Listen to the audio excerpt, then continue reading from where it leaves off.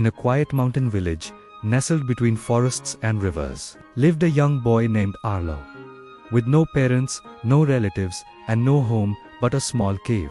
Arlo grew up selfish, hungry, and afraid. Every morning before dawn, he would sneak into the village to steal whatever he could find. Eggs from the coops, vegetables from the gardens, even a bottle of milk left by a door. The villagers were baffled by the disappearing food, never once suspecting the quiet, lonely boy.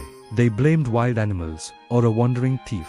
Arlo would watch from the shadows, his heart heavy with guilt but his stomach screaming with desperation. He'd tell himself, "If I don't take it, I will starve." One morning, Arlo's luck ran out. He was in the churchyard, his hands on a basket of tomatoes from the priest's garden, when a gentle voice spoke behind him. "Arlo," the priest said, "stealing will not fill the emptiness in your heart."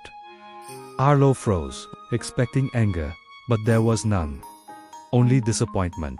The priest continued, "If you keep taking from others, you will never learn to give, and a life without giving is a lonely life." Something shifted inside Arlo. No one had ever spoken to him with such kindness. "I swear," he whispered, his voice trembling, "I will never steal again. I will only do good from now on." The priest placed a hand on his shoulder. "Then start today." True to his word, Arlo refused to steal, even as his stomach cramped with hunger. He went to the river, hoping to fish, but the water was still. There were no fish, only small frogs hopping along the stones, and crayfish scuttling under rocks. Back then, villagers considered these creatures pests, things that stole food from the fish. They would burn them on sight. Arlo sighed, his hunger almost unbearable. No fish. Just you two. Desperation took over. He caught a frog, then a crayfish, and cooked them over a small fire. To his surprise, they were delicious. This could save me," he whispered to himself. Days later, wandering through the forest, Arlo stumbled upon a patch of wild mushrooms. He hesitated, worried they might be poisonous, but his hunger was a powerful motivator. He tasted a tiny piece and waited. When nothing happened, he cooked the rest. They were warm, soft, and incredibly filling. A new world opened up to him. Arlo learned he could cultivate mushrooms on damp logs inside his cave. He built clever traps from vines and bamboo to catch crayfish. He learned to hunt frogs sustainably, taking only what he needed so their numbers would remain. For months, Arlo survived, and even thrived, without ever setting foot in the village to steal. Then, winter came. It was the cruelest the village had ever seen.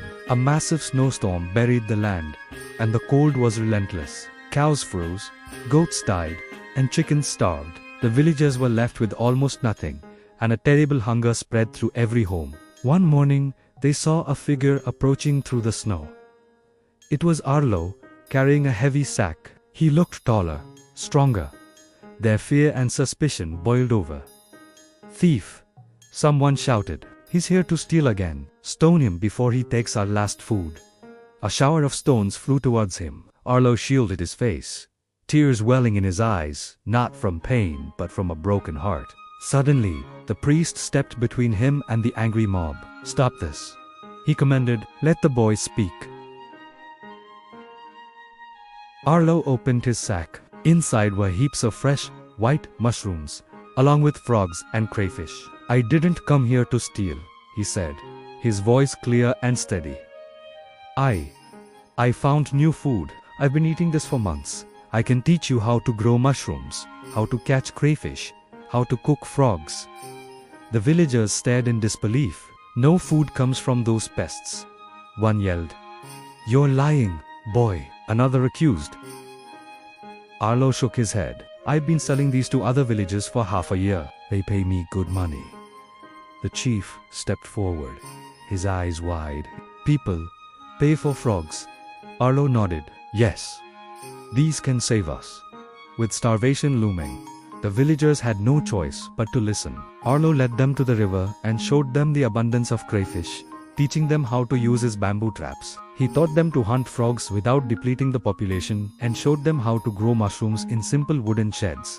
Soon, the village's empty storage huts were filled with baskets of mushrooms. Crayfish and frog meat fed families that hadn't had a proper meal in days. Arlo created a system.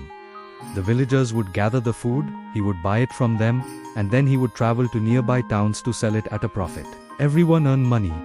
Everyone survived. The boy they once feared had become their hero. Years passed. Arlo became a wealthy, respected, and beloved leader. The village prospered. Its economy built on the very things they once despised. Mushroom farms, crayfish ponds, and frog farms became the heart of their community. The village that once starved became famous across the land for its unique and delicious food. Arlo never sought praise. He simply remembered the priest's words.